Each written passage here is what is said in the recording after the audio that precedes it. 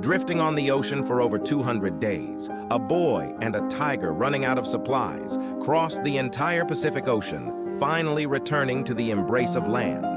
At that moment, Pi finally let his guard down, lying on the beach. The tiger also jumped off the boat. It wobbled and walked straight ahead.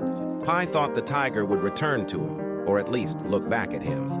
But the tiger walked into the dense forest without a glance. When Pi was discovered and carried away, he couldn't help but burst into tears. Looking back, the older Pi told his writer friend his tears weren't tears of joy, but of true sadness, because the tiger that survived with him, like his parents, disappeared forever without saying goodbye. The tiger was his only link to the past, a bond forged by life and death. Yet it left so heartlessly, not even sparing him a look.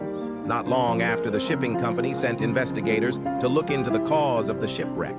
As the only survivor, he told them this fantastic story, but the investigators didn't believe it because the story was too incredible and there were many doubts. For instance, a mother orangutan floating on bananas. Investigators thought bananas couldn't float. The investigators asked him to tell a more believable story so they could report back. Reluctantly, he told another story. In this story, there were no animals on the ship. The survivors were 4 people: a sailor, a cook, Pi, and his mother. The sailor broke his leg jumping onto the ship.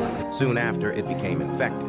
The brutal cook pretended to help amputate but killed him and used his flesh to fish. Because of this, Pi's mother argued with the cook. In a fit of anger, she slapped the cook.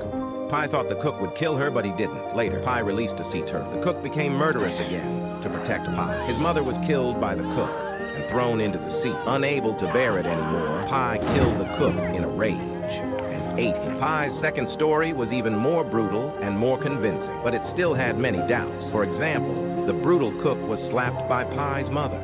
It's impossible he didn't retaliate. He made use of the sailor's flesh to the fullest, so he wouldn't throw Pi's mother to the fish. Similarly, it's unlikely he was killed by Pi without fighting back. So what's the real story?